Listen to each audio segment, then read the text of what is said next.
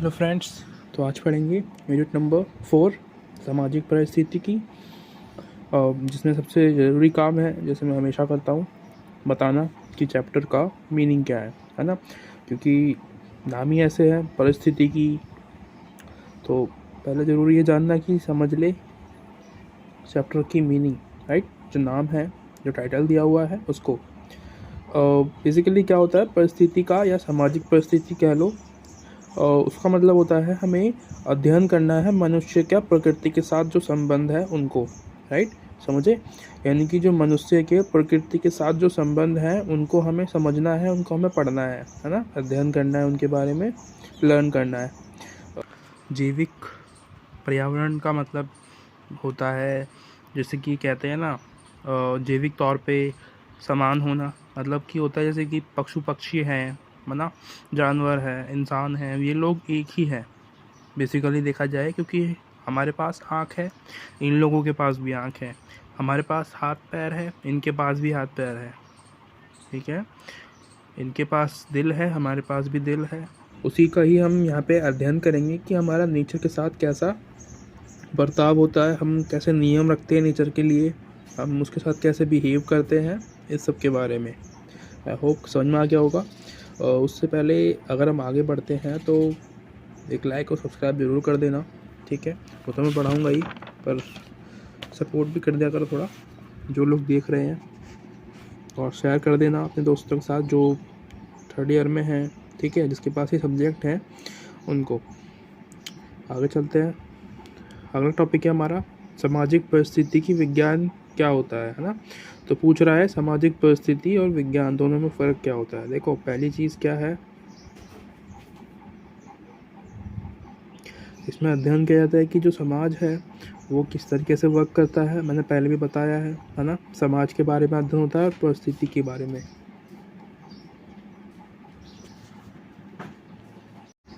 और इसमें क्या होता है, जो हमारी सोसाइटी होती है उसके अंदर जितनी भी चीज़ें होती हैं वो सभी आती हैं, राइट।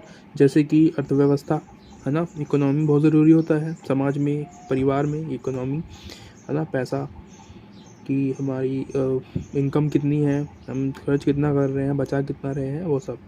और राजनीति जो हमारा समाज का एक इम्पॉर्टेंट पार्ट है। सेकंड है हमारा सामाजिक संरचना। लिखे हुए हैं सारे टॉपिक, उन्हीं पे ही बता रहा हूँ मैं, है ना, अलग से नहीं बता रहा कुछ, इसी के अंदर है, बुक के अंदर, और पढ़ लेना, मिल जाएंगे ये सारे, है ना। और अगला है हमारा संस्कृति शामिल होती है इसमें, है ना।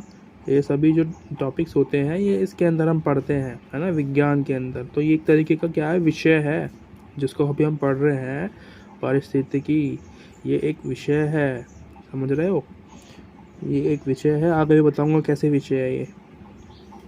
हमारा सेकंड जो एक था वो है पारिस्थितिकी, है ना। दोनों शब्द के अलग अलग मतलब बता रहा हूँ यहाँ पे मैं। जीवित चीज़ें उनका पर्यावरण के साथ संबंध का अध्ययन किया जाता है ना। पारिस्थितिकी का मतलब यहाँ डिफरेंट है, यानी कि जो जीवित चीज़ें होती हैं, यानी कि जैसे इंसान है ना, इंसान है, जीव जंतु है, वो सब क्या है, जीवित है। उनका हम वैज्ञानिक जो होते हैं वो किसके साथ कंपैरिजन करते हैं या संबंध को पढ़ते हैं, समझते हैं नेचर के साथ, है ना। यानी कि जो, अब जैसे समझ लो कि कोई चिड़िया है, उसका नेचर के साथ कैसा संबंध है ना, इसके बारे में पढ़ना है, क्योंकि वो जीवित है। तो हम यहाँ पे क्या लाएंगे, परिस्थिति के विज्ञान लाएंगे यहाँ पे हम, ठीक है। क्योंकि हम क्या पढ़ रहे हैं, हम जीवित और जो पर्यावरण है उसके साथ का संबंध पढ़ रहे हैं, राइट।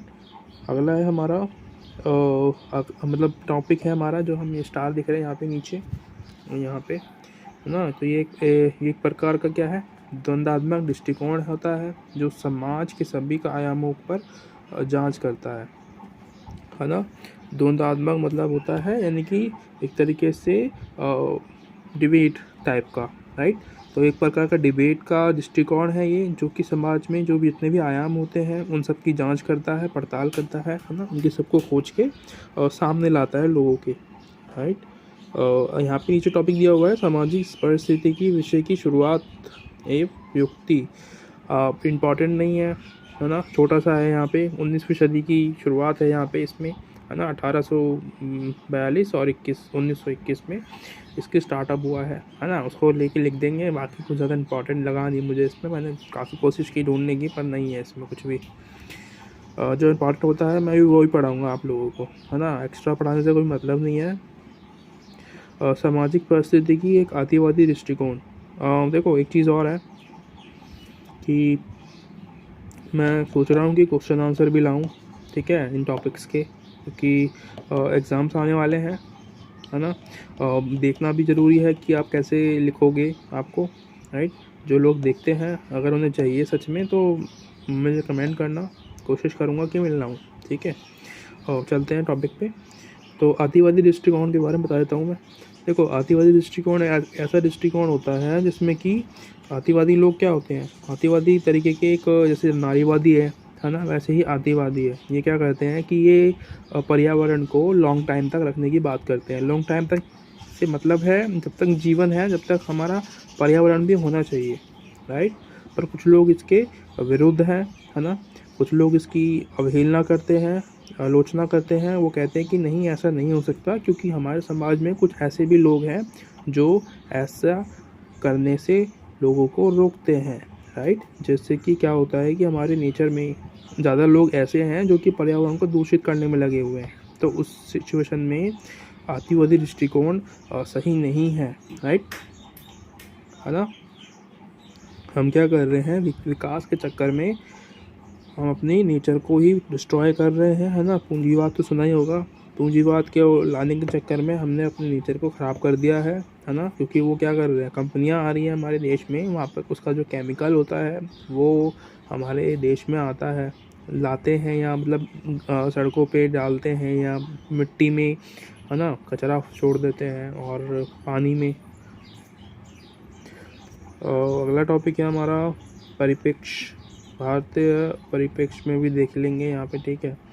इसमें कुछ ज़्यादा खास नहीं लगा मुझे भारतीय परिप्रेक्ष्य के चक्कर में, तो ये भी नहीं पढ़ेंगे। वैसे आ सकता है ना, पर मुझे इसमें कुछ मिला नहीं। अगला टॉपिक है हमारा सामाजिक पारिस्थितिकी भारतीय परिप्रेक्ष्य में। सिंपल सा मतलब है भारतीय परिस्थितिकी, मतलब बताया था मैंने, यानी कि जो भारत के जो लोग, मतलब कि समाज के जो लोग हैं वो नेचर के साथ कैसे जुड़े हुए हैं, है ना, जीव जंतु के साथ कैसे जुड़े हुए हैं, उसका मतलब ये होता है। और भारतीय परिप्रेक्ष्य मतलब उसकी नज़रों से देखना है हमें, भारत की नज़रों से। तो सबसे पहली बात करेंगे चिपको आंदोलन की, राइट। और उसके बाद होगा नर्मदा बचाओ आंदोलन। इन दोनों आंदोलन से क्या फ़र्क पड़ता है, उनसे ये फ़र्क पड़ता है, ये दिखाई देता है कि हम लोग समाज, हमारा जो समाज है भारतीय समाज, वो नेचर से किस तरीके से जुड़ा हुआ है, राइट। नेचर से जुड़ा होने के कारण ही हम लोग ऐसे जो हमारे आंदोलन हैं, सामाजिक आंदोलन, उनको हम कर पाए हैं, है ना। जिससे ये पता चलता है कि हम अपने समाज से किस हद तक जुड़े हुए हैं, समाज से नहीं मतलब प्रकृति से किस हद तक जुड़े हुए हैं, राइट। तो ये परिप्रेक्ष्य दिखाता है हमें हमारा नेचर के साथ जुड़े होने का, क्योंकि हम तो इसके बारे में ही पढ़ रहे हैं ना कि जो हमारा समाज है, हम जो लोग हैं वो किस तरीके से नेचर से जुड़े हुए हैं। तो भारत के जो लोग हैं वो इस तरीके से जुड़े हुए हैं, है ना। उनकी एक एग्जाम्पल मिलता है हमें यहाँ पे आंदोलनों के द्वारा, है ना।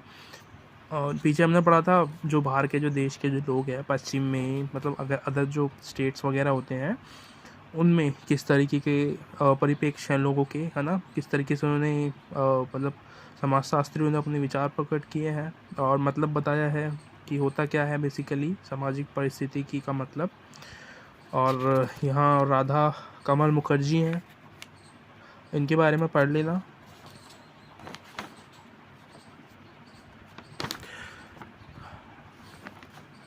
अगला टॉपिक है हमारा भारत में सामाजिक परिस्थिति से जुड़ी समस्याएं। देखो परिस्थिति से जुड़ी समस्याएं क्या है कि क्या था पहले कि जब शुरुआत हुई थी ना इन पूंजीवाद की, औद्योगिकरण की, तो लोगों में ना एक होड़ लग गई थी पैसा कमाने की, है ना। देशों में, लोगों में नहीं कहूँगा मैं, देशों में लग गई थी एक दूसरे के साथ कि मैं पहले मतलब कि अच्छा बनूंगा, मतलब अपने बहुत पैसा कमाऊंगा, अपनी जो इकोनॉमी है उसको ऊपर लेके जाऊंगा, बहुत ऊपर लेके जाऊंगा अमेरिका की तरह। तो इन लोगों के बीच क्या है, होड़ लग गई, जिसके चक्कर में ये लोग भूल गए कि नेचर भी कुछ है ना। ये नेचर का दोहन करते चले गए, उनका नेचर का जो है उसको एकदम डिस्ट्रॉय कर दिया इन लोगों ने। फिर आता है 1970 में आंदोलन का समय, राइट। जैसे कि मैंने बताया चिपको आंदोलन मैंने अंडरलाइन में किया हुआ है। तो चिपको आंदोलन एक एग्जाम्पल था दुनिया भर के लोगों के लिए, उनको जागरूक करने के लिए कि हाँ हमको नेचर को भी देख के चलना चाहिए, राइट, कि नेचर भी कुछ है ना। क्योंकि नेचर नहीं होगा तो हम भी नहीं होंगे, है ना। क्योंकि जो हम लोग हैं हम भी नेचर ही हैं, हम नेचर से जुड़े हुए हैं। अगर नहीं है तो हम लोग का होना बेकार है, राइट। क्योंकि किसी ना किसी रूप में हम नेचर से जुड़े हुए हैं।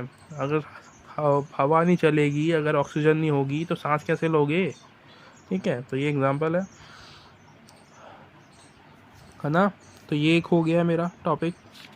समस्याएं क्या है, यही समस्या थी कि भाई लोग जो थे वो बढ़े जा रहे थे औद्योगिकरण के ऊपर, पीछे पड़ रहे थे, पूंजीवाद को ला रहे थे अपने देश में, जिसकी वजह से क्या हुआ कि लोग जागरूकता लोगों ने खो दी नेचर के संबंध में। और जो है लाभ कमाने के चक्कर में वो लोग ज़्यादा से ज़्यादा उद्योग को बढ़ावा देने लगे, है ना। उससे क्या हुआ कि जो प्रदूषण का दूषित होना तय था, राइट। यहाँ पे 2 लोग दिए हुए हैं, है ना, भारत के, माधव गद्दिगल और रामचंद्र। ये लोग कौन हैं? ये लोग इन लोगों ने क्या किया है कि एक सामाजिक और पारिस्थितिक अवधारणाओं की समझ में आने वाला बाधाओं का समाधान करने और टिकाऊ विकास के उपाय खोजने में, राइट। इन्होंने क्या किया, टिकाऊ विकास यानी कि ऐसा विकास जिससे कि नेचर को भी नुकसान ना हो, और क्या, और औद्योगिकरण भी हो, और मतलब आर्थिक स्थिति से विकास भी हो पाए लोगों का, है ना, लोगों का, कंट्री का, किसी भी। तो उन्होंने क्या किया, इन्होंने कुछ एक तरीके से लोगों को 2 कैटेगरी में बांटा है। 2 कैटेगरी कौन कौन सी है? पहली कैटेगरी तो ऐसी है जिसमें कि सर्वहारा लोग हैं और आधिपत्य लोग हैं, या ऐसे लोग जिनके पास बहुत सारा पैसा है ना, धन दौलत है, विशेष अधिकार प्राप्त है इन लोगों को, है ना। उन लोगों के बारे में बताया है पहले में, ठीक है। पहले समूह में 2 समूह में रखा है। इसमें से पहला है अमीर लोग, ठीक है, या सर्वहारा लोग, जो कि मतलब जो काम करते हैं, कृषि वगैरह करते हैं, जो अपना काम चलाते हैं रोज़मर्रा की ज़िंदगी में। दूसरे लोग ऐसे लोग हैं जो कि पारिस्थितिक तंत्र के लोग हैं, है ना, जैसे कि जिसमें ग्रामीण आबादी आती है ना, जनजाति लोग आते हैं, भूमिहीन जिसके पास कोई ज़मीन नहीं है ना, जो सड़कों पे सोते हैं वो लोग आते हैं, मजदूर संघ आते हैं, पशु पक्षी, ये भी समूह है। लकड़ी का काम करने वाला, है ना, कारीगर आता है, यहाँ पे है नीचे, कारीगर आता है। यह भी सभी प्रयास समाज के हाशिए पर होते हैं, कई आधारभूत सुविधाओं से वंचित रह जाते हैं, है ना। इसके बारे में बताया कि जो लोग होते हैं जो सबसे नीचे कैटेगरी में रखे हैं, सेकंड कैटेगरी में, वो ऐसे लोग होते हैं जो सुविधाओं से वंचित रह जाते हैं। इन लोगों को सुविधाएं प्राप्त नहीं हो पाती है। इंस्टेड ऑफ दिस, जो हमने फर्स्ट में बात किया था, पहला जो ग्रुप था, उन लोगों को सब कुछ प्राप्त होता है ना, पूरी सुविधाएं प्राप्त होती है, वो अपनी ज़िंदगी आराम से गुजार पाते हैं। इसके अलावा स्वतंत्र भारत में विकास प्रक्रिया को भी इस 2 समूहों के बीच विद्यमान मूल विषमता को और बढ़ाने के लिए आलोचकों द्वारा जिम्मेदार ठहराया गया, ठीक है। तो इन विषमताओं को, यानी कि जो डिफरेंस पैदा किया है इन लोगों के खिलाफ, जो है आंदोलन छिड़े हैं, इनकी आलोचना हुई है, और इनकी आलोचना हुई है। इस विकास प्रक्रिया के कुछ पहलू है, तो ये पहलू नीचे दिए हुए हैं, क्या क्या क्या पढ़ लेना इनको, ठीक है। और चैप्टर हो गया ख़त्म। मैं ये इसके बाद नहीं बताऊँगा, वीडियो बहुत लंबी हो गई है, आप लोग देखते तो हो नहीं, ठीक है। तो लाइक और सब्सक्राइब कर देना, धन्यवाद, फिर मिलते हैं।